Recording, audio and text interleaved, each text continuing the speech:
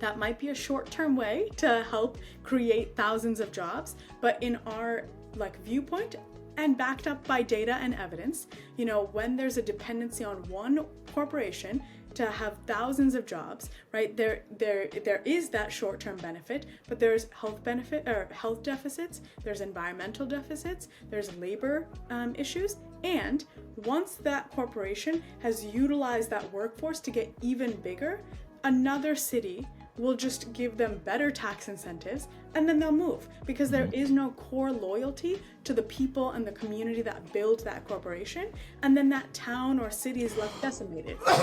Examples of that all across the United States, across history. We'll discuss race and how it plays a factor, and how we didn't even talk about this topic because we were afraid.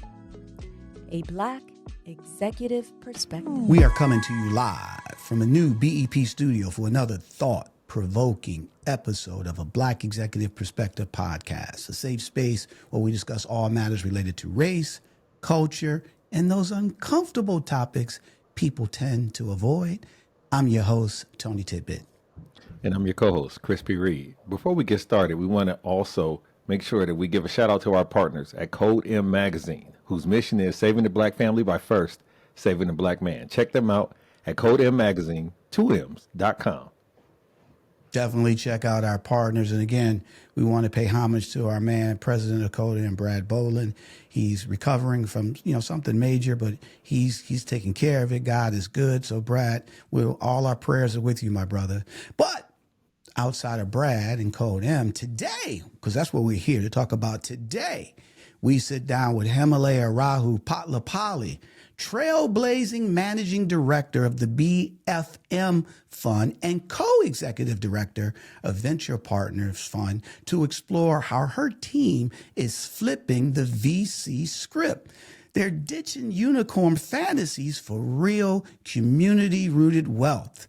We'll break down Fund Number 2's integrated capital approach and what Black founders need to know about raising money, succession planning, and building a legacy through ownership and opportunity. Before we go deep into the episode, let me give a little bit of background for those who may not know. I may be reintroducing to some, but exercising the opportunity to present to most. As previously mentioned, Himalaya is the managing director of Solo GP and Solo GP of the BFM Fund, a seed stage venture fund investing in scalable Black and diverse-led startups across the United States. She's also co-executive director of Venture Partners, a nonprofit dedicated to training the next generation of VC leaders where race, class, and gender intersect. Recognized as a rising star in venture capital and a 40 under 40 honoree, Himalaya has testified before the U.S. Senate on demographic-based investing.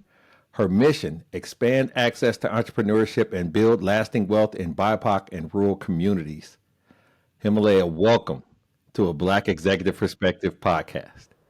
Thanks so much. I'm so glad to be here and to be able to see how far this podcast and the show has grown.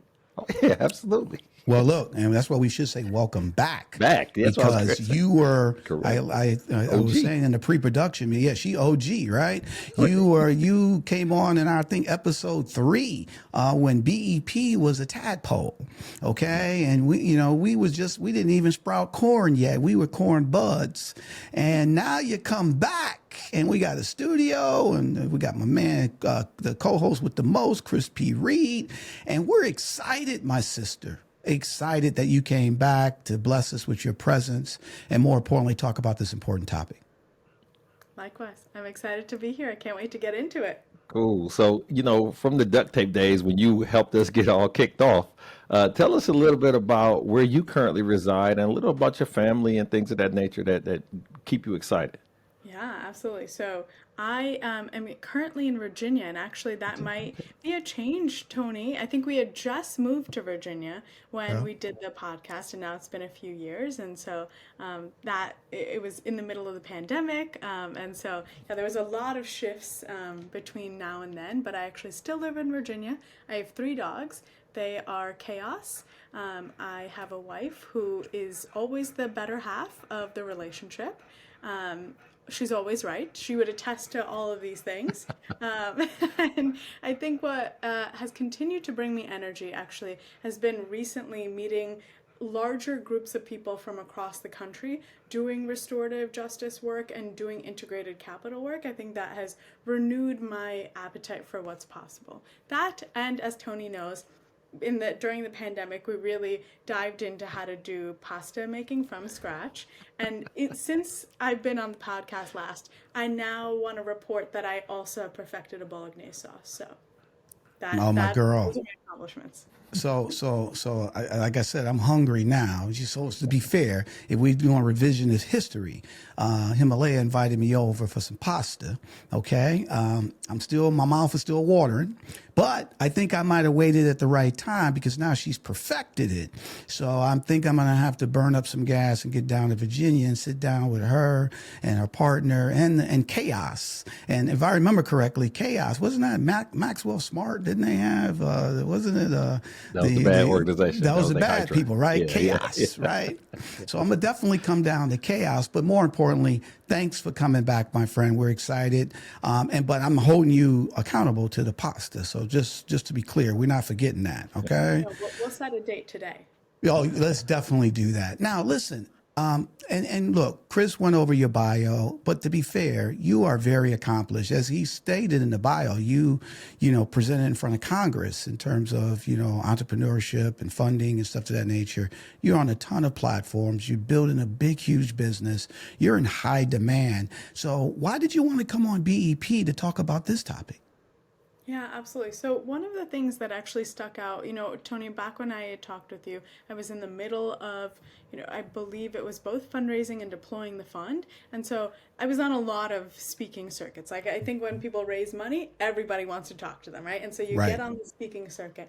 But I think that one of the things that stuck out to me was the fact that we could get into it on this podcast. And oftentimes I feel like in a lot of speaking circles, you really have to stick to, the points that are going to be like best received or like best politically or socially inclined or, like aligned with what is, in the time. And I really did feel like in this podcast, in this show in particular, that we were able to dive into topics that were like adjacent, like side quests almost, right? That then give you the more holistic picture. And so when I thought about what I was doing now, which is very much like what could be deemed as a side quest, but has like really helped me to understand how to support Black communities in a more like generational way.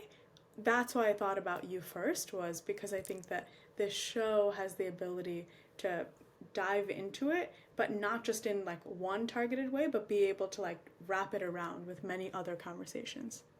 Well, number one, we're definitely excited about that, and we're going to wrap it around today. So you ready to talk about it, my sister? I am. All right, let's dive in and talk about it. One of the things that we get from a feedback perspective is, just like you said, we have a tendency or a way, either by design or by accident, to humanize some of the passions and the things that people have. So it goes beyond just the speeches and the, buttoned up presentations. But for you in particular, I only tap the surface of things that you've accomplished. And so you're a very well accomplished person, child of immigrants, right? And how did your education geared towards people prepare you for this chapter of your life? And how does it play into the vision that the BFM Fund tries to extract at this time? What a great question. Actually, like immediately dives us into a side quest. So side quest number one, about education and people. I think that actually the more I'm in business, the more I'm thankful that I got a master's in social work and that I was trained in individual and group therapy, because the more that I am in business, I feel like there's like a level of what people say and there's what people mean. And oftentimes they're just expressing something and it's your, job to be able to kind of deduce down what they're saying. And when I started in this world, that was really helpful because I was working at other funds, I was an associate. And so when I was talking with founders and doing diligence calls with them, I was able to see what they were saying and then underneath what they were not saying, but kind of what they like, their vision or their intent was. But now that I've moved into leadership roles, I think that's even more critical, is being able to talk with both leaders, clients, stakeholders, and being able to differentiate, like, between tone, delivery, content, and then really diving underneath and being like, what is the intent here? It's time to rethink your protein. Labs protein bars are crafted with high-quality protein, double the leucine, and enriched branched-chain amino acids, essential for optimal muscle recovery. Finally, a protein bar that works as hard as you do. So visit agilabs.com and use the code BEP to get 20% off. That's agilabs.com, promo code BEP. And I think that has really helped a lot, because oftentimes in these like race related conversations, there's a lot of triggers. And so then that has really helped me to just like be able to look underneath, like, and be able to like slide off the tone and the delivery and the content to just figure out like, what are they actually saying? What do they mean to say? What is the hurt here? What is the pain here? What is the grief? And also, what is the joy? What is the hope? What is the legacy? And so that's been really like helpful. And I think also helps us to like unify together, is to be able to find those commonalities in the intent portion. It's definitely of value to the psychology of discernment. Absolutely. But for people like me that are unsavvy, give us the cliff notes of what the BFM Fund is and what it means to people, or what it means to you.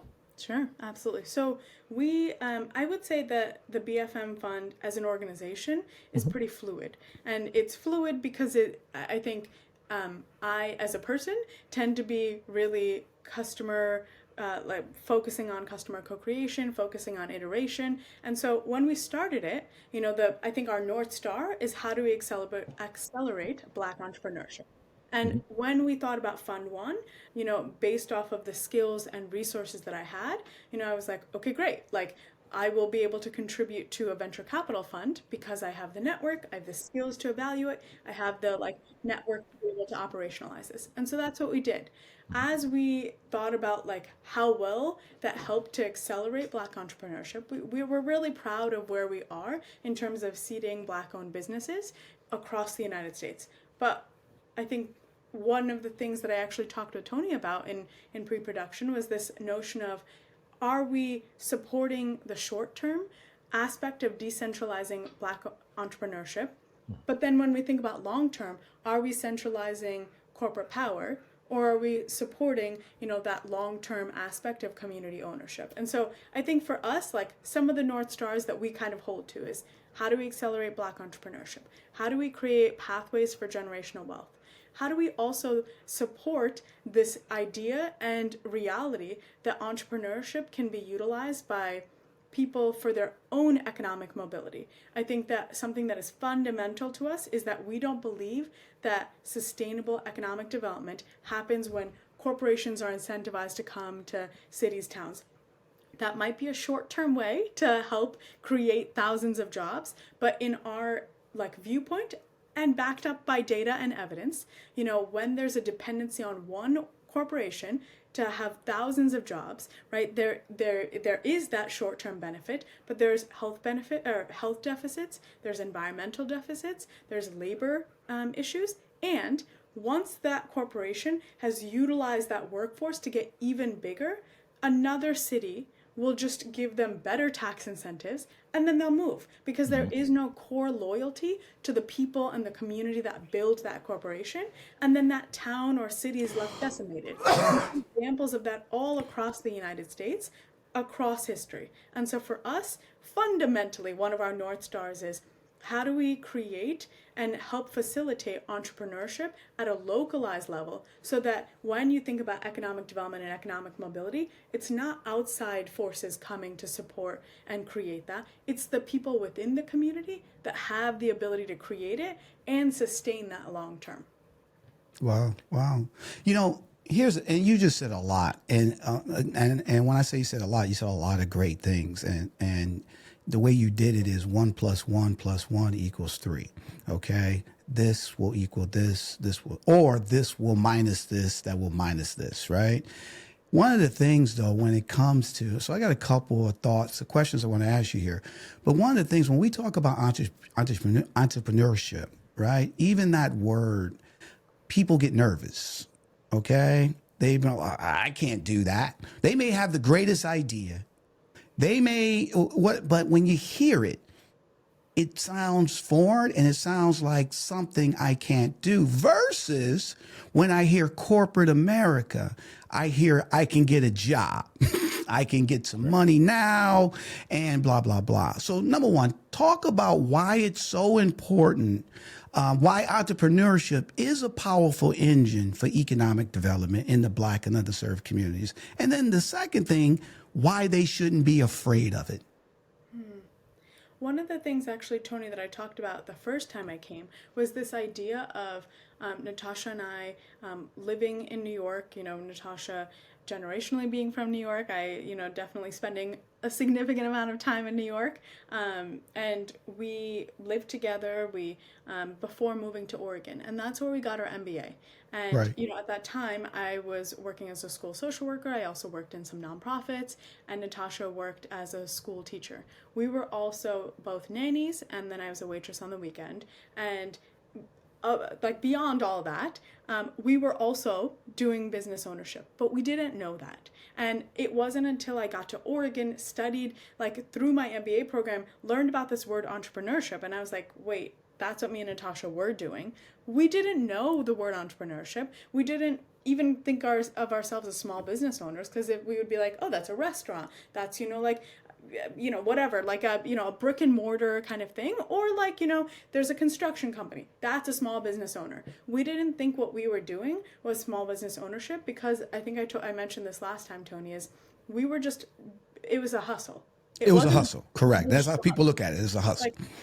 We just needed money to be able to make rent. So, we're doing all three of these things. Also, we still don't have enough money for rent. And so how do we make that work? And so, during the holiday season, we set up a catering business, and we were making and delivering cookies and batch cookies and different cookies to people that we knew, right? We didn't recognize that as us being small business owners, because it doesn't feel formalized. We're not doing it full time. We don't necessarily have the skills or the tools or resources to be in business ownership, but we're doing it at the same time. So I think one of the things that I encourage people all the time is to look at the things they're already doing. We ended up setting up a grant program, and one of the ambitions of the grant program and the goals was to be able to support more people who are doing side hustles into being able to think about how do you transition that into your full-time job? How do you maybe figure out how to create your own financial security through business ownership? And so that's number one, is I would say actually I think more people are business owners than they think they are. And in my viewpoint, I think that the people who are viewing what they're doing as a hustle are actually really savvy business owners, because they are so market responsive. They're customer centric. They're capital efficient because they have to be, because they're doing this because they need money, right? They're not doing this just oh, I have an idea, let's see how it pans out. They're like, no, this has to pan out. So I'm going to make sure it pans out by making sure I'm so responsive to the needs of my customers. And when you learn about entrepreneurship, these are all the qualities of a successful entrepreneur. We just don't look to people who have hustles as the people who could be successful business owners. So that would be one thing. Let me take you down a study that I read years ago, and it's about effects of entertainment, okay? And so bear with me. The CSI effect was created when there's a show called CSI, and it came out, and they were doing different things in the courtroom and with technology and science and graphics and all the other stuff. Well, there was a adverse effect to real life juries, because when they went into court, they expected to see blood samples and all these different, and people was like, well, if you ain't got all that, then the person didn't do it. And so they realized that this art was influencing the people. The HGTV effect. My wife feels like we can get that done in 2 hours. No, the show is an hour. That takes 8 weeks. They already prefabbed it. They already built it. And so for you in the venture capital space, for my buddies and I, it's the Shark Tank effect. If my stuff can't go on Shark Tank and they won't buy, a percentage of my stuff, then I'm not good enough to blah, But blah. How do you go ahead? But that's go ahead. Just I want you to finish. But that's the point, right? Yeah, Because at the end of the day, people see Shark Tank, Yep. and they see I got to stand in front of these people, and then they're going to start asking me some of the terms that Himalaya just got finished saying: market capitalization, share. They're like, "What the hell is that?" All I do is I'll make a good You know pound what I'm cake. saying? I just put the screws together and I somebody can sell gonna my buy. pound cake. Right. Exactly, right? So then they're intimidated, right? Finish your Absolutely. thought, though, Chris. Go ahead. So how does that curtail into people who may not have went to Oregon in an MBA and they see the art on television and assume that if I'm not good enough, I'm not connected enough, I'm not. How do you talk to those people and let them know, hey, calm down. This is how this person got started. You know, Microsoft or not Microsoft, excuse me. Yeah, Apple Macintosh started in a garage. That kind of stuff. How do Most they go stuff from does. this to that? Right. You know, I actually will say my experience of the Shark Tank effect has actually been somewhat opposite in that people feel like, okay, if I have an idea, now I should go pitch to a bunch of wealthy people and they should give me money for the idea. And that's how a business starts. To your exact point, like it's no longer like, oh, I have an idea, let me go in my garage and start it. Or like, let me go talk to customers and like just figure out without even a product, let me just try and sell it first. And then be like, all right, can I get some pre-commitments and then I'll like, figure out how to make the product, right? Like people don't do that anymore. People are more conditioned to be like, one, I need to ask people for money. And two, the validation of my idea hinges upon that person saying yes to my idea. And if people don't say yes to my idea in terms of funding it right away when it's an idea, it actually might not be worth pursuing. So I actually feel like in some ways it's had a really negative effect because most businesses in the United States do not get venture capital money ever. And most businesses are not venture capital backable businesses because there's a very specific model that venture capital wants, right? And I think that actually is something that we don't talk about, which is venture capital. The business model of venture capital is I'm giving you money in exchange for shares in your company, which I only get value out of once you sell your company or it goes public. There's a ownership transition in some way that then creates value to those shares, realized value that then I'm able to take, right? So like if your company sells, I own a percentage of your company, I get that percentage of the company's sale back to me. So it doesn't really actually matter like how well you do in revenue. It matters for your attractiveness for a sale or attractiveness to go like public, but the actual numbers year to year, I'm not getting any of that. So then that forces founders into one specific track of what success looks like is that you have to change ownership. But a lot of times what I found is that particularly within Black entrepreneurship, Black founders aren't wanting to sell their business. And so then it's like, okay, but this is the business model of venture capital. And so that's actually what brought me to like part of the Fund 2 thesis is like, if I really want to support Black entrepreneurship, but there's a mismatch here. First, there's a miseducation, but then there's also a mismatch. Then how do I build a company that supports a broader set of ambitions? One might be to sell, but many may not be to sell. And so like that's where the impetus came from of how to support Black entrepreneurship. But I think that's like one of the biggest mismatches is that people don't understand the business model of like how people like the funders that they're getting it. That's like one of the biggest things that I ask founders to know is like when you're asking someone for money, you really need to know when are you going to have to pay them back, like in what time frame, and how are you going to pay them back? Are you going to pay them back through dividends in your revenue? Are you paying them back through a change in ownership? Are you paying them back because you reach a threshold? All of that will change or it will like determine the relationship you have with that funder moving forward, and it'll determine the arc of and the trajectory of your company. And if you are not aligned on that, and I think a lot of times people are not aligned when they get money because of this Shark Tank effect of like, all I'm doing is I'm pitching to you and you're validating my idea by giving me money. We don't think about the business model of the person who's giving you the money and how that's going to shape your company's trajectory.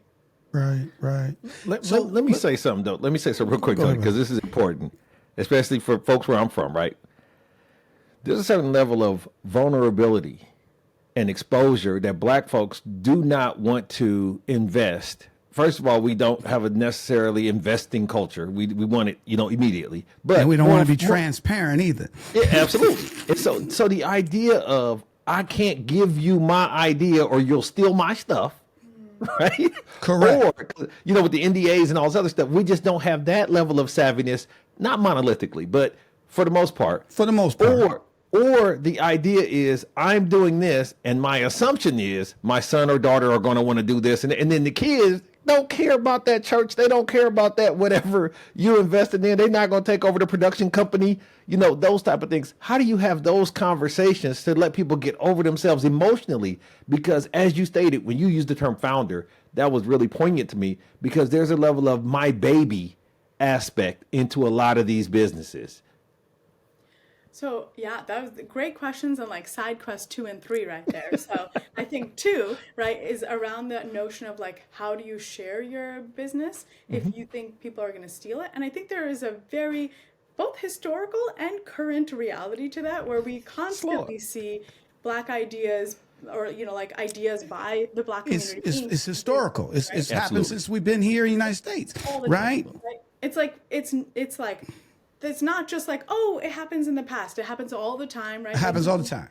Social media with Instagram and TikTok, you see like a Black creator creates something and then a non-Black creator copies that. And then they get all the notoriety and they get all the sponsorship and all the other stuff. So it's like, it's a very real fear to feel that way. So I just want to say like, that is a valid fear. It doesn't just come from like nothing, right? It is a valid fear. And I think there's a duality here. Like that's a reality. And I think that when I was in my MBA program, I helped with research and collating data on 500 entrepreneurs that had made the like Fast 500 list and like had been really successful. Not a single one of them got successful by ending with the business that they started with in mind. Every single one of them had to pivot in some way. And honestly, you can't pivot without talking to people and then being like, what do you think of this idea? Oh, that doesn't work. Talking to your customers, like, oh, that's like a big component that is missing is the customer co-creation, and how that can accelerate your business is the fear of like, oh, someone's going to take it. But one thing I will say on that note, because it's happened, not in like such a large like historical like cultural base, right? But one of the things that I was like really sad about was one time I talked with a friend, right? And I thought, oh, she and I could do a business together. And then she turned around and found a different person that she thought was like more hierarchically valuable than me and was like, oh, we're doing this business. And I thought like, dang, like that sucked. You're my friend, right? Like, but an idea is just an idea. The value of the business is not predicated on the idea. It's actually predicated on the execution. The value will increase or decrease based on the execution, based on the customer relationships. So no one can take that from you, right? Like that is like, I read this book and it was like, it's just a fiction book, but he was talking to his son and he was like, you don't have anything to prove, but you do have a lot of hard work in front of you. And it like really stuck with me as this idea of, in the same vein of like, even if someone takes your idea, they still have to put in so much work to make it a reality. And so like thinking about Uber, thinking about Lyft, both of those exist, both of those competitors, they both have to put in an insane amount of work to maintain that value. And so the value is not necessarily the idea, but rather the like ability for you to talk about it, the ability for you to execute on it, build customer relationships. And some of that, like, you do have to hold the duality of like, people may steal this, but also I can talk to my customers and I can like continue to iterate because I have like that core base of people who are going to help accelerate my idea and my company. And wouldn't you say so? And also, a lot of times, the investor is buying you. Okay, they're not buying the idea; they're buying you. Going back to your point about execution, right? And do you have it? Some people have it, and I'm using the word it, and some people don't. You can have a great idea, but you don't have it, right? So at the end of the day, we're buying the person because we believe this person will execute this and make it blah, blah, blah. So right off the bat, your value of the company is already high because it's about people and it's about your experience, expertise, your ability to, like you said, pivot and shift and all those things, right?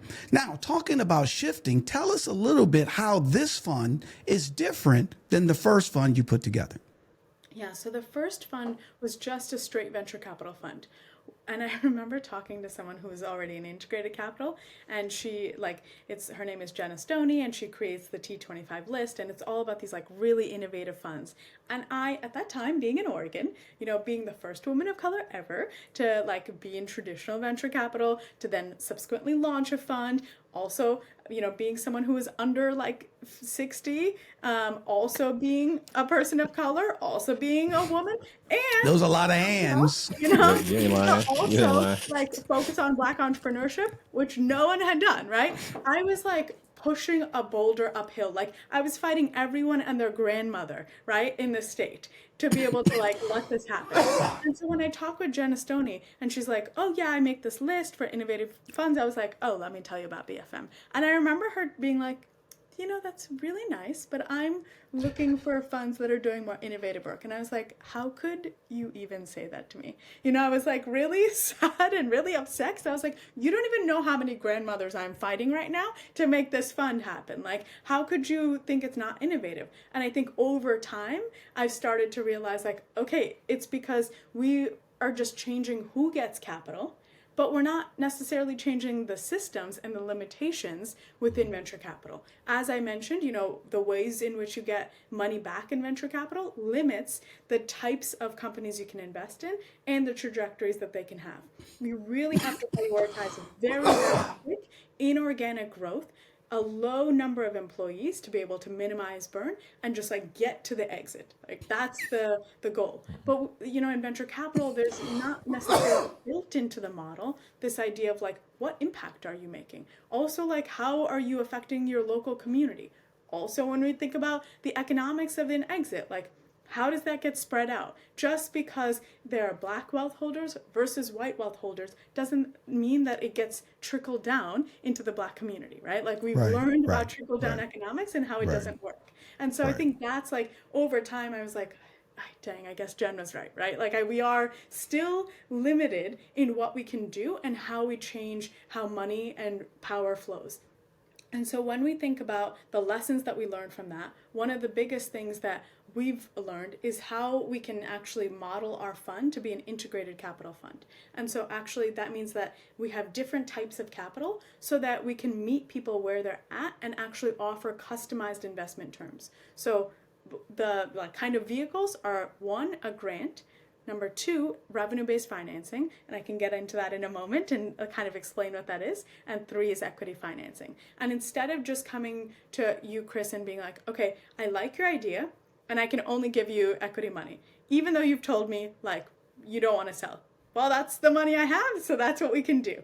Instead, now what I can do is I can have a mixture of non-dilutive, which means money that's not in exchange for ownership, as well as dilutive, if that makes sense. If you tell me, I have no intention of selling, I actually want this to be a family legacy business, whether or not, and we will get into that, right? Whether or not that is a reality that happens, that is what your intention is. Great, then actually let's focus on revenue-based financing. And the number 2 lesson that we learned was, especially for Black founders, they will fundraise for 2 years, get the funding round closed, and then 2 weeks be back out in market saying I'm fundraising again. But the milestones that you said you were going to meet, it's not humanly possible that you met them in 2 weeks, right? Post. But when we dug deeper into that, it's because they had back payroll that they had to pay. They had, if they were a tech company, back service providers like legal and tax and accounting. What if they were product-based businesses? They owed manufacturers and co-packers money, and they were backlogging all of that until they got venture capital money, and then paying off those individuals to then just get to base, and then they're now we need more money. right? And it's like, that's because historically, where other non-Black founders have gotten that is friends and family that initially give them that seed money to be able to get started, to be able to give them a cushion, to be able to pay legal, to pay like vendors, to do product development. And that way they can use the new money that comes in for growth opportunities. That's why we added a grant component to our funding model, is because we recognize the need, the both like societal and historical need for Black founders to be able to have money that is not paid back, but rather helps them keep whole.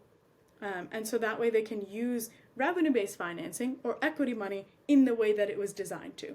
So let me ask you this in terms of that. And yeah, let's dive into, because, revenue-based, cash equity, let's dive into exactly what they mean. But if I'm hearing you correctly, is that this is an opportunity for you to help, people of color fund their business a lot faster, right? And then obviously also be able to do it that's more economic in favor of where they are right now, right? Versus waiting and still going in debt and then finally getting the money, and it really didn't put them ahead to where they are. So is that correct? Is that's what we're hearing here, Himalaya?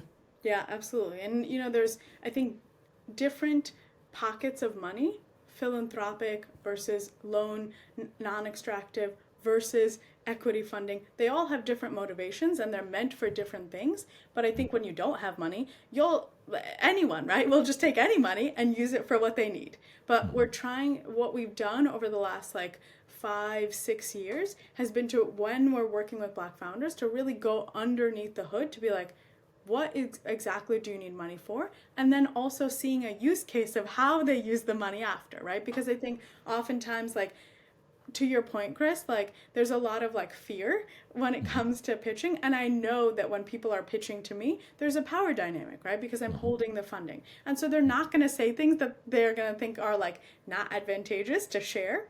And so actually working with them and working in partnership with them after funding has given us the greatest lessons, because then you can really see all of the problems underneath of how this money was used in a way that I didn't think would be used, but why did that happen? And how can we better support founders? What does the runway problem look like? What does the execution look like? What is the inorganic growth scale due to a company? So it's that all of those lessons have come from actually watching Black-owned businesses in operations for the last 5-6 years. So let me ask you this.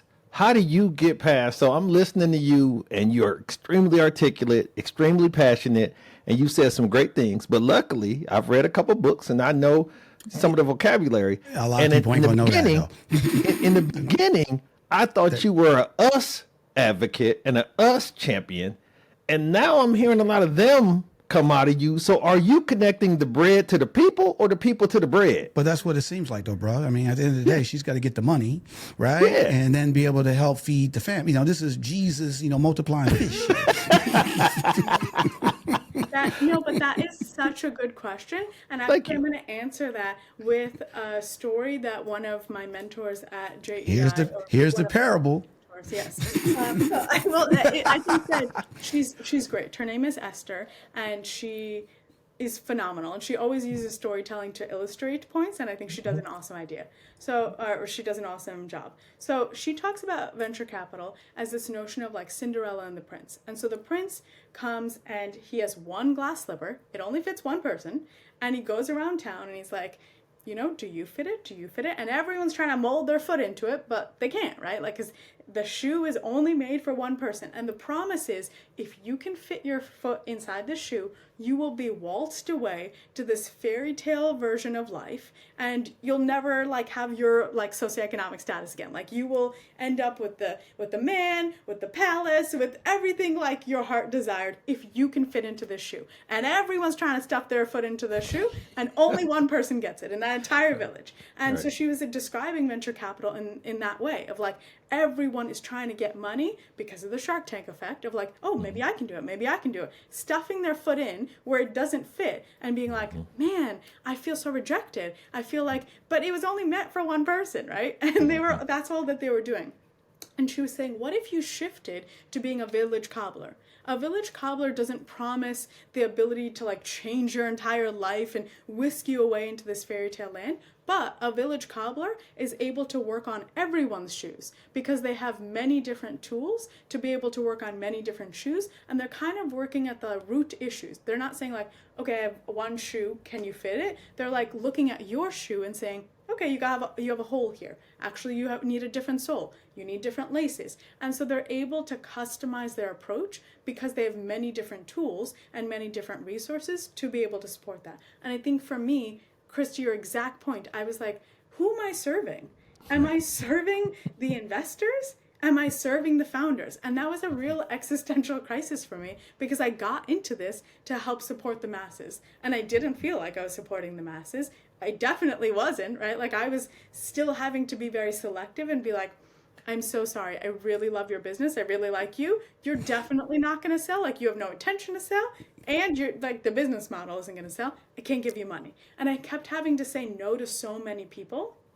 And that's when that like kind of prompted me to be like, well, how can we support Black businesses, a broader variety of them, in a much more holistic way? So my like vision is, how can I be the village cobbler? How can I support more of the village? And maybe it's not in this like fantastical, I'm going to change your life kind of way, but actually when we think about the systems of capitalism, maybe the continuation of like only one person gets this fantastical, magical fairy tale ending is a continuous problem, right? Like, can we make solutions for the masses that like, you know, may not like totally change their lifestyle, but will help them, will like ground them in being able to have their basic needs met and have the like more confidence in being able to set up small businesses and kind of like you know, I'm not changing your economic status, you're changing your economic status. Absolutely. I'm just enabling you to be able to do that. And so that's like the shift that I've had to do also like spiritually and like emotionally in my journey. If you like what you hear and want to join us on this journey of making uncomfortable conversations comfortable, please subscribe to a Black Executive Perspective podcast on YouTube, Apple Podcasts, Spotify, or wherever you get your podcasts. Hit subscribe now to stay connected for more episodes that challenge, inspire, and lead the change. So based on that, you're the cobbler. Give us some examples that this new fund that you guys launched. So show us how it's already making a difference. Give us a couple of examples how it's making a difference in the communities that you want to now be able to serve as well. Absolutely. So I will say my goal is to be a cobbler. And so we should have a part 3 of this after we've deployed out Fund 2. Right? After I get my pasta. Part 3 after I get my pasta. Right. Part 3, then you go with your pasta, right? Okay. Like, Sounds like, we can eat and talk at the same time. That's Sound right. like a plan. That's right. But like a part 3 really needs to measure if I was successful. Like that's how I'm measuring my success is, was I actually able to be a village cobbler? Was I able to meet people where they were at, bring them customized offerings that are specific to where they're at, right? Like not everyone needs grant funding. Some people will just need revenue-based financing. Some people will be close to transition and just need equity financing. Some people will need a combination. And so like, have I been able to support people in the ways that they need to be able to get to that next step? So an example is there's this wonderful pie company, you know, an hour away from where I live. And this woman, Chris, to your point, thought that it was going to be a family legacy business. A lot of times, because of the burdens of business ownership and because there's so much like up and down with business ownership, the kids of an entrepreneur don't want anything to do with it because they're like, right, that's messy. You never have enough money. And like, even when you have money, then you don't have money. I don't want that. I want like, they go swing the pendulum and go like, I want a corporate job. I just want safety, security, paycheck. I don't want that, right? But one of the things that we're trying to figure out is how do we support a small business like that? So let me give you a couple examples with that business. So number one, she has really, really great Q3 and Q4 revenue. She actually sells to Costco and Kroger. And our pies are fantastic, but they're also being labeled as like holiday pies. And so that's why she's getting orders in Q3 and Q4. If you look at her revenue in Q1, not really there. And so because of that like seasonal nature, she's not able to then employ a ton of employees because you'd have to hire them and fire them because you Correct. don't have steady revenue. The second part of that is because you're only ordering a certain quantity at a certain time period, then you can't get a volume discount from a manufacturer or co-packer because the volume discount is also conditional upon like consistent ordering of that volume, right? And so then your margins are not there because you have to shell out more money. And so those are two like kind of stagnant issues that are affected by that seasonal revenue. One of the things we thought about was, number one, how could we utilize revenue-based financing to think about increasing her capacity so that she can also help to think about like other additional revenue streams throughout the course of the year? How do we invest money through revenue-based financing to finance product development? Maybe that is also part of a grant, is thinking about like, how do we help you think about new ways to be able to get money through your base? Then when we think about like, okay, now you have employees, you have the capacity to be able to service many more, clients throughout the year. Now you're able to get a volume discount, which then, is able to help with your margin problem. When you think about like then what that does for like a business, if you can stabilize someone's revenue throughout the year, that solves a ton of problems, right? Because number one, they're able to house and stay and retain employees. Number two, they're able to get all of the discounts, not just with manufacturing and co-packing, but then you can also negotiate from a rental perspective. Like if you're leasing a space, the amount of volume that you're bringing in, like, on a daily, monthly basis, you're able to utilize that to negotiate. When you think about tax credits, that's another way you can utilize like a steady revenue to be able to do that. You can also leverage a steady revenue to be able to get other types of grants and loans, particularly loans that are going to look at the steadiness of your revenue as an ability for you to pay back. And so it like really catapults a business if they're able to do that. The other like ancillary benefit is that when you think about succession planning, people are a lot more willing to buy your business if it has steady revenue throughout the year. So even a single sale owner. Number two, families are way more likely to think about this as a legacy business if you've already established steady revenue and the ability for you to generate cash throughout the year and like have systems in process to do that. Number three, and this is where I've been going, is when we think about employee ownership transition, community ownership transition, I've talked with a ton of foundations, family offices, and funds that have raised a ton of money and have expertise to do that transition. But they won't take you on as a viable candidate if you don't have at least 3 employees, and like honestly the ideal is 10. If you don't have a minimum of like $150,000 in EBITDA positive. And there's a bunch of other like sustainable profitability criteria, because if you're going to transition it to a community, if you're going to transition it to employees, then you have to have a base that's built, that's steady, that then can be passed on. And so one of the things that we were like discussing was a lot of Black and brown businesses don't have optionality to be able, when they think about succession planning, no one wants to buy their business from a single sale. Their family doesn't want it, and they can't transition it to an employee or community ownership. And so it's like, what are the possibilities? And you just see over and over again, especially now, Black-owned businesses just shut down. After the Black business owner is done, and they're like, I can't do this anymore, they just shut the business down. But that's like talent, that is infrastructure, that is like, generational asset creation lost. And so that's what we're focusing on for a Fund 2 thesis, is how do we help support businesses that actually maybe will not be this like huge, business that you see on a magazine, the front page of the newspaper, but it is like the local fabrics of a community. Is how do we support businesses in being sustainably profitable throughout the year so that they can increase their optionality when they think about succession planning, when they think about what to do next with their business.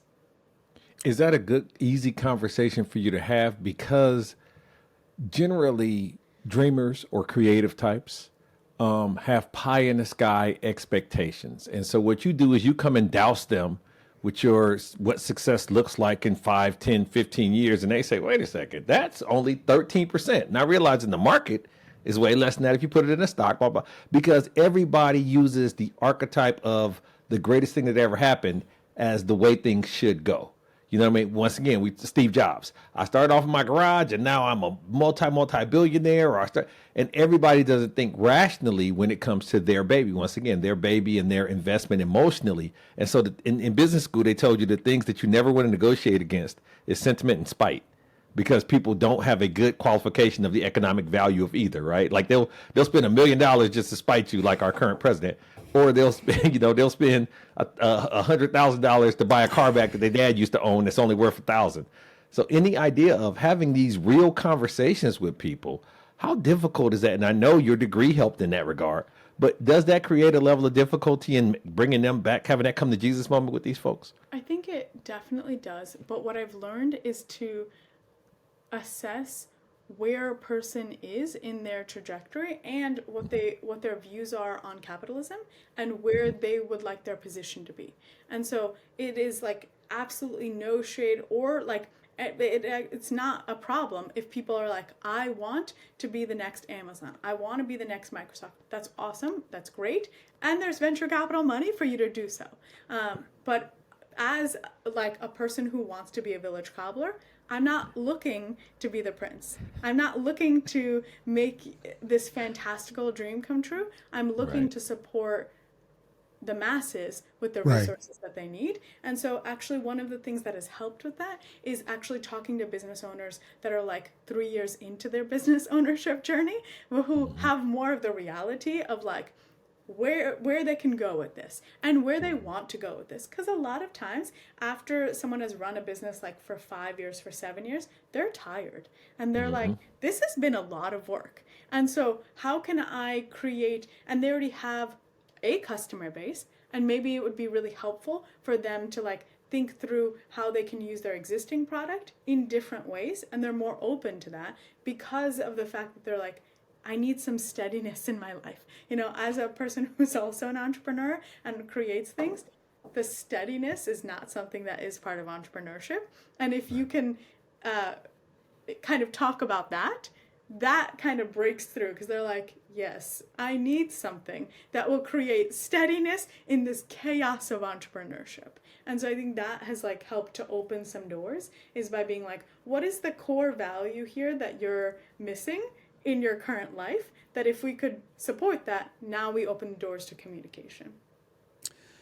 So Himalaya, let me ask you this. You know, first, I love what you guys are doing. I love your, the idea. I love the cobbler, try to help the masses. So the first question I have is, how are you getting the word out in terms of letting people know that this is available, which dovetails into my second question, because a lot of times people may not think investors, VC, they may think loans. They may think I need to go to the bank to get money, right? And then obviously that's something that could be very fearful. But then we also know that there's, certain financial institutions that take advantage of people, and now they're upside down, right? Where this money is supposed to help them grow, but because like a gangster, the vig is too high, all right, and then they're being sold down. So talk a little bit about how you getting the word out, and then how do you help them make smart financial decisions without getting predatory loans and stuff to that nature. I was just talking with someone who runs like a state adjacent fund, and they were mentioning how they had launched a revenue-based financing fund prior to COVID, and they actually shut it down because there wasn't much interest. And I remember talking to another revenue-based financing firm called Sage Capital, and I remember she was having really a lot of difficulty in the beginning. And one of the things that kept coming up over and over again would be like, founders would say, well, why would I want your money when I could just go get equity money for free? Like, right. I don't have to pay that back. But that's a miseducation, because they have a percentage of your company. You're actually going to pay a lot more. The hope is that you pay a lot more because your company grows really big. It's valued at a certain percentage. They have like 33% of your business. So when you're on the cover of this magazine selling for $2 billion, they get 33% of that, right? And so you actually end up paying them a ton of money back, right? But I think like the way like we've thought about Shark Tank is like, oh, you don't have to pay that back. It's just shares. It's just imaginary. But it's not imaginary. It's like very real. No, and it's has real. like Yeah, yeah. this very Yep. economic value that actually, in most cases, if it goes really big, is much higher than the cost of a loan. Like, and so I would say like one is like a lot of education still needs to be done around like what is the benefit of taking equity money versus taking non-dilutive financing, including loans. The second piece of that is absolutely there are a whole host of different types of predatory loan firms and funds. And so one of the biggest things that we looked at was, do we want to go down this revenue-based financing route? And the reason we selected that was actually after talking with a group of Black founders and also looking at our portfolio and seeing that. So the way revenue-based financing is different than a traditional loan is one, it's not secured, and so you don't have to put up any like personal collateral. But number two, when you take out a bank loan, every month you have to pay a fixed principal and interest rate. But again, going back to this pie company, that would be really hard for her in Q1 without any revenue coming in. And then she would just accumulate debt and fees. Correct. So that by the time Q4 comes around, when she is able to pay, there's this really big backlog of payments that are due. Revenue-based financing, on the other hand, what we do is we negotiate on a percentage of your top line revenue. And so if your top line revenue is nothing, then your payment is nothing, right? And so like that's a way in which actually when you think about like the startup founder's journey and a small business journey, in the first like 3 to even 5 years, the revenue is like not steady at all. Correct. This is a way that the loan payment can work with you, and you only are paying when you're getting money so that you're not accumulating a backlog. I think that backlog is like something that really inhibits particularly Black founders from accelerating when they could accelerate. I love it. So speaking of that, and look, you just got finished talking about your journey earlier, in terms of, going to Oregon and being the first this and doing that and getting your master's and all those type things, right? And obviously there's probably people listening or watching this episode and they're saying, wow, she is fantastic. And, and she just gave me some hope and, I want to check her out and I want to see where they can help me. But they're also aspiring now to be a founder. Okay, because now they're like, hey, I can go out and start my own thing. Or, this side hustle I didn't know was a small business is really, I can take this to another level, right? But, am I going to get shut out of traditional funding, right? So what advice would you give them? Because you said something, and I don't want us to miss it. You said it at the beginning when we started. You said, hey, people could work at a corporation. The corporation is has a lot of jobs in the community. That's where they all are. And then all of a sudden, the corporation leaves and they go to another town or another state because they get a better tax deal. And now those people who were, dependent on that corporation for the economic base of that community, and we've seen this happen 1,000 times, right? Now it's gone. Okay. And so now they're, trying to figure out what to do. So this is one of the reasons why it is important to start your own business. This is why entrepreneurship, because you're in charge of your own destiny. But talk to that person who is a little nervous and they're wondering, I want to do this, but I want to make sure I get funded. Number one, I think reiterating what you've said, it's really important, I think, for more people to bet on themselves and bet on their community. Because, corporations, policies, all of that can change. But you and your community are the ones that can help weather that storm. And so I think that is fundamentally reiterating what you've said is that is the security. Job titles come and go, jobs come and go, corporations come and go, but you and your people are the things that you can depend on. And so that's number one. But number two, I will say this, don't wait to get funded to do your business, because you may very well get shut out of finance options. You may go to a bank and, then they might say, you have a really bad credit score. You have a ton of debt.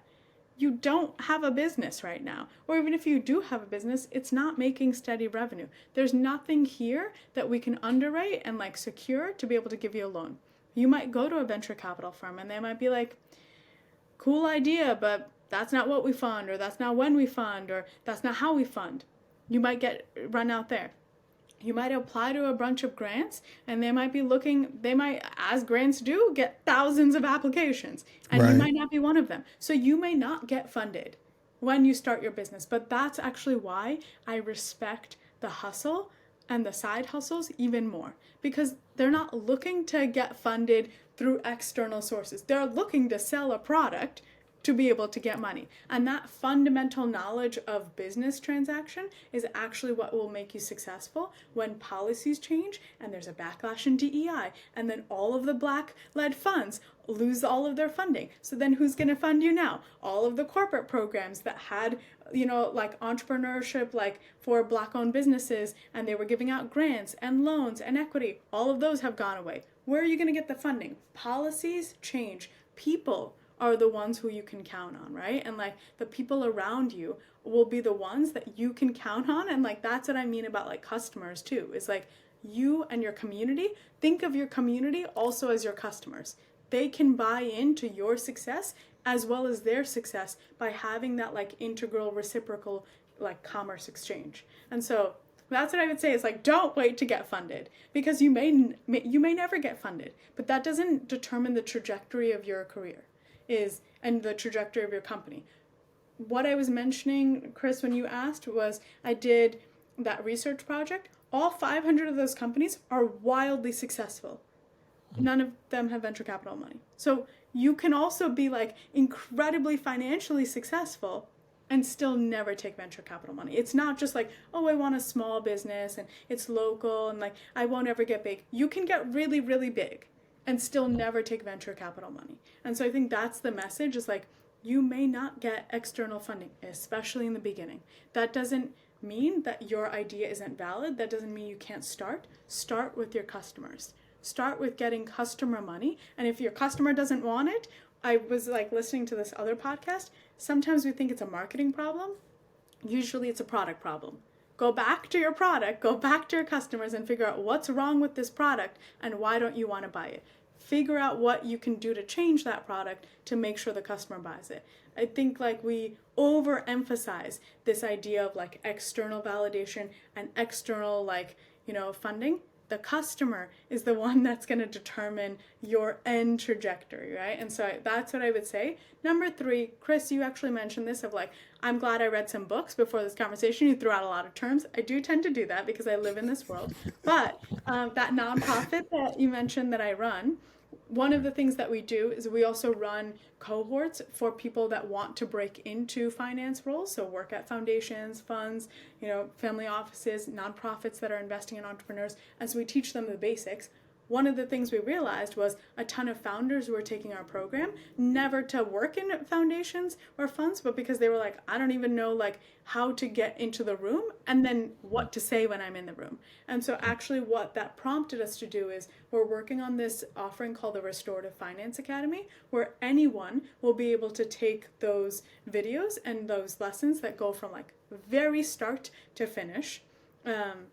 And we'll like have different packages for like, if you're a founder, here's what we recommend, right? Like there'll be a whole library, but here's what we recommend are like the top videos that founders have felt useful. And now that we've done the 4 cohorts, we have founders that have been like, oh, this part was really helpful. When you talked about like term sheets, that was really helpful. When you talked about like, conversion and how that's going to affect dilution of my company, that was really helpful. When you talked about like, what percentage the investor gets and the math behind that, that was really helpful.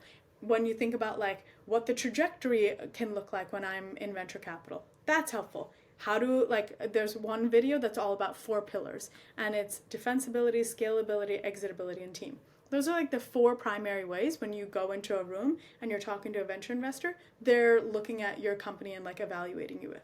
And so it's like, it goes into those 4 pillars. So it's things like that, where it's like all of these terms and vocabulary really help to isolate people that were not already in the room. And so that was the entire premise of the nonprofit was, how do we get more people from cultural, geographic, and socioeconomic diversity to be in these spaces as funders? But now we're like, okay, how do we just empower the masses with these, like, the vocabulary and the ways to be able to navigate these spaces? So that's like another way that they can use that.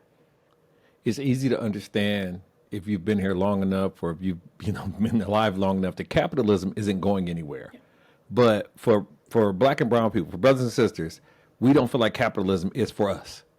And so how encouraged are you in the state of affairs within the United States of America currently, with all these bills passing and things of that nature, that it's still something that we could be involved in? Because it seems like the 1%ers are pushing us further back and making it harder for barriers of entry Tony talked about.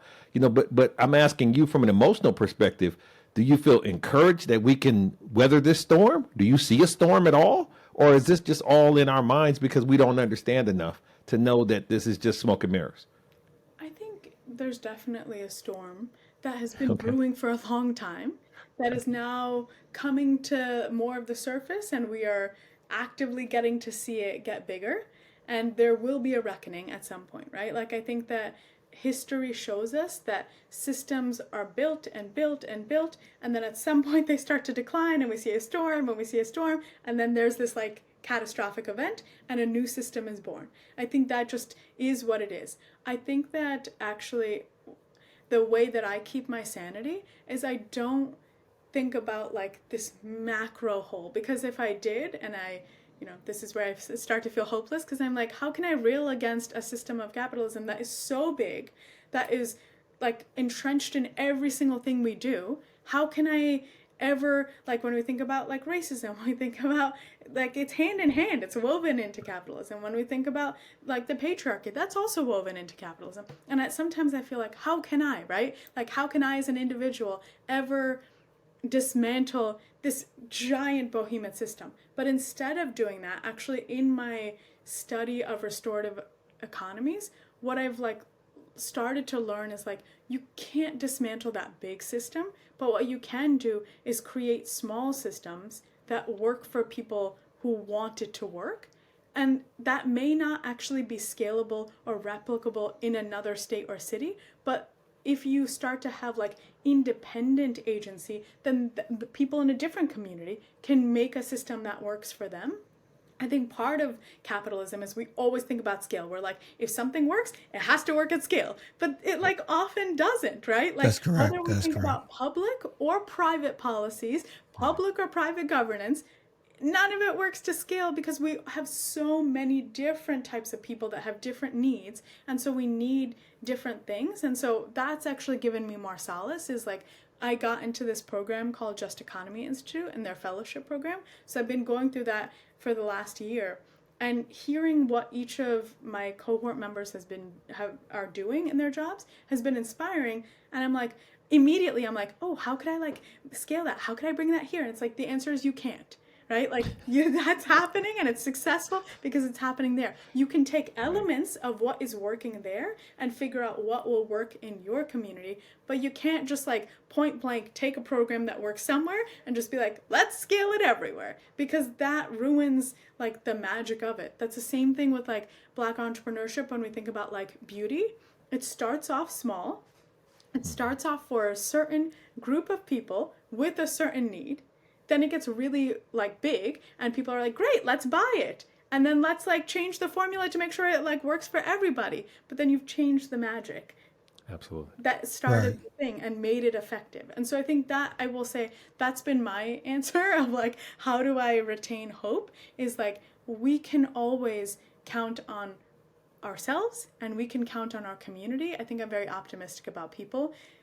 This last year has been really tough in, like, continuing to be optimistic about people's intentions, but I remain optimistic that there are more people, the global majority, that also are in agreement with, and I will say, I think, like, everyone is hurting, and, but I think I still believe, from social work, right? I still believe that we as a people hold the keys to our own liberation.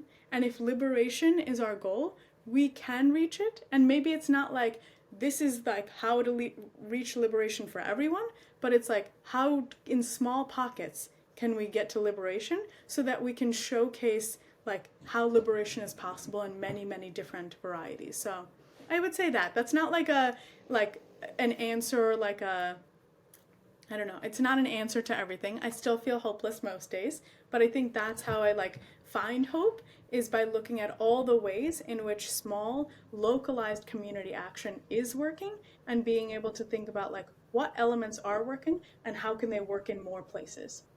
Got it. Got it. Well, look, I mean, that's a lot. And I love the passion that you have in terms of really trying to make, not trying, working towards making a difference in a lot of people's lives around the country. For a final thought, I want to read you something. I want to get you to expand this as a final thought for our listeners, okay? I quote, "At BFM Fund, we just don't invest in companies, we invest in people. If we want to close the wealth gap and achieve real, lasting change, we must shift from chasing quick exits to building community-rooted wealth that endures for generations." So expand on that. Give us a final thought based on what BFM is about. Expand on that for our audience.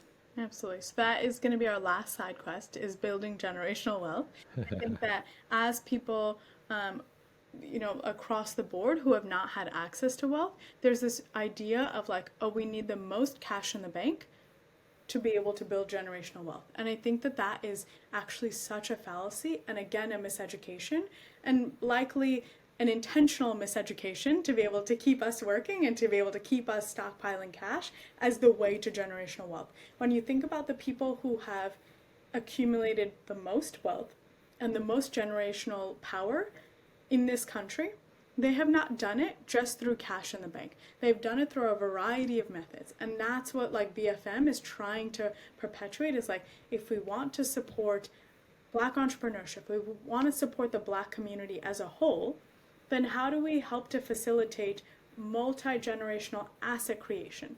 So when you think about, and like, that's why we're so like, I know, Chris, to your point, someone might be like, oh, but I want to be the next Amazon. That is great. But also, what is equally, if not like exponentially better in generations, is to have assets that you can then pass down to your children. Actually creating a business and being able to pass that down to your children is awesome, because you don't just pass down the business, you're passing down customer relationships, you're passing down inventory, you're passing down maybe real estate, right? Like, there's so many things built into a business that are really beneficial. There was this woman who used to be part of Commune Angels, and in order to be an angel investor, you have to be an accredited investor, which means you have to have really high wealth. I interviewed a lot of Commune Angel members because they're mostly Black, and I was like, please tell me how you did this. Very, very few of them did it just by having a job that pays them a lot of money. Most of them have assets that have been passed down to them. So one person had a plot of land where it was a brick and mortar store. The next generation tore that store down, built a gas station. The next generation tore that down, made it into a different business. It's like, this is the value of being able to create a business and pass it down. It's not just the business, it's all of the components of the business that make it so that you can pass down generational wealth that is accessible and compounds on wealth and structures to be able to ensure that subsequent generations have much more as their base than just cash in the bank. Cash can disappear. Assets, it's a lot harder to change assets and to change real estate and to change customer relationships and to change all of that infrastructure. That is the core of what we're trying to do in BFM Fund 2. And like, thinking about like the legacy of BFM is, how do we support generational wealth by supporting asset creation?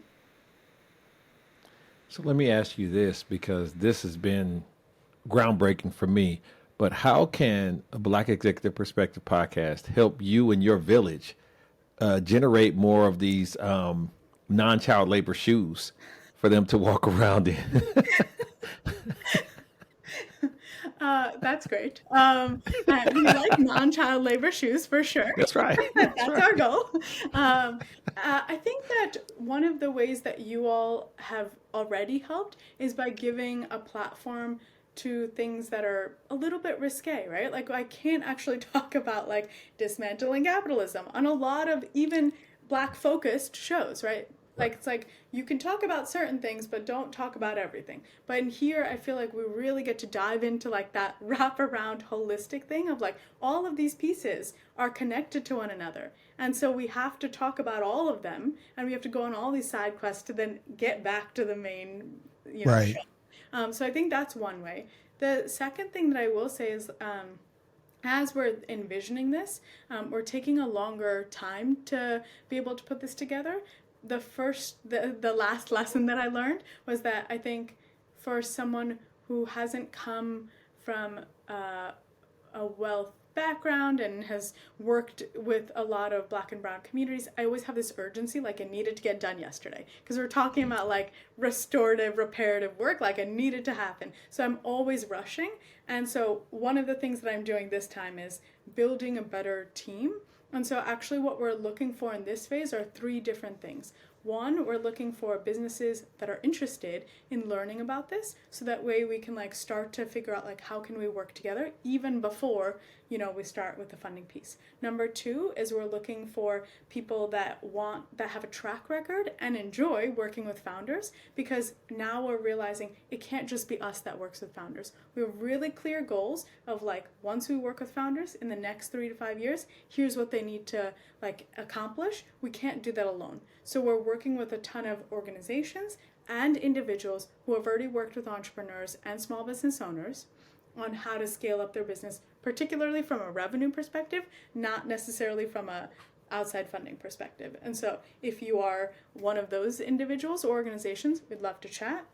And the third is that we're looking for people who want to be advisors, who want to be on the investment committee. I think oftentimes advisors and investment committees to funds comes like from nepotism and comes from like wealth, and it's like, okay, we know all these people and they're like so great and they can get us more money. I'm actually looking for people who have more like critical thought and can challenge us and can change the process so that it's more effective for the communities that we want to serve. And so you don't have to have monetary credentials or like academic credentials to be on our investment committee or to be on our advisory board, and we'd love to chat with you. So I can, if we haven't already, I can send you the link, and there are 3 different forms of interest if people want to work on that. And it's very, very important to me that the masses have the tools to be able and the vocabulary to feel confident in finance-oriented spaces. Right. So I will send you a link when the Restorative Finance Academy is live, and I would love for you all to be able to bring visibility to that. Awesome. Oh yeah, we'll talk about that. We'll bring that on too. That's the fourth. That's the fourth, right? Iteration. We might have to have some extra type of pasta next time, though, right? But we'll definitely do it. Let me ask you this: if somebody listening and watching right now, and obviously we have the links, we'll put them up. But if they wanted to reach out directly to you, how do they do that? Yeah, absolutely. So there's a form on our website, and that actually links back to a contact sheet. And so I will share that in the links as well. What is your website address real quick? BFM.fund. BFM.fund, right? And so we want to thank, though, our best friend. You guys watch this and listen. You're talking about somebody that's really wants to make a difference in her community, not just in Virginia, but all over the country, and somebody that believes in entrepreneurship so much and has actually seen and studied how it changes, not just from an initial standpoint, but generations moving forward. And it's something that we definitely need in the Black and brown community. But more importantly, we found an advocate, and we found somebody here. Himalaya Rao-Potlapally is that person. And so obviously there was a lot that we talked about here today, and you'll probably have a million questions. So please don't hesitate to reach out to her directly. You can come to our website. We'll have all the links. We'll have the form. But you might have a lot of questions. But if it's anybody that you want to partner with on a mission of really changing lives, this is the person that you want to partner with. So Himalaya Rao-Potlapally, we want to thank you for joining a Black Executive Perspective podcast, my sister. And obviously, you're going to come back for version 3 and 4, and we're looking forward to it. Thank you, Tony. I always appreciate these conversations. And Chris, it is a magical addition to this show. So thank you so much. I appreciate it. So I think it's now time for Tony's Tidbit. And the tidbit today. We're not chasing exits. We're building ecosystems where Black and diverse founders can scale with ownership, dignity, and legacy. Because for Black and brown and unrepresented entrepreneurs, the path to wealth begins with access, not just to money, but to belief, knowledge, and equity. And you heard a lot of that from our guest today, Himalaya Rao-Potlapally. Absolutely. So we also like you to remind you to tune in for other segments, other programs that we have, especially Need to Know with Nsinga, where Dr. Nsinga Burton brings poignant perspectives, attitude, and critical thinking to topics that shape our community and our world. Make sure you tune in to Dr. Burton because she gives a powerhouse performance every week and you don't want to miss it. Absolutely. And you don't want to miss the next show, Pull Up, Speak Up. Our roundtable dives into the provocative topics that's happening on a daily basis, where this is bold, unfiltered voices, sharp perspectives, real talk, a call to action. This is not just an episode, it's a revolution. So don't miss the next Pull Up, Speak Up here on a Black Executive Perspective podcast. I want to finish by reminding you to incorporate LESS. That's our call to action. And our goal is to eliminate all forms of discrimination. And to achieve this, we're asking everyone to embrace less, LESS. The L stands for learn. Learn to educate yourself on racial and cultural nuances. And also, I learned today to smile through your uncertainties and enjoy and love what you do. Absolutely. And then after you learn, you have the letter E, which stands for empathy. Now, since you've learned about people that you didn't know and their cultures and their nuances, now you can put yourself, you can be more empathetic because you can put yourself in their shoes. And then the first S stands for share. Share your insights and enlighten others. Don't hide it, divide it. Do anything that you can to help your community expand its expectations and its knowledge base, like Himalaya is doing with her training sessions and things that she's disseminating through the public. And the final S is stop. We want to, you want to stop discrimination as it walks in your path. So if Aunt Jenny or Uncle Joe says something that's inappropriate at the Sunday dinner table, you say, Aunt Jenny, Uncle Joe, we don't believe that, we don't say that, and you stop it right there. So if everyone can incorporate less, LESS will build a more fair, more understanding world, and we all will see the change that we want to see because less will become more. We want to remind you to tune in to our previous episodes as we talked about other things that we have on the platform.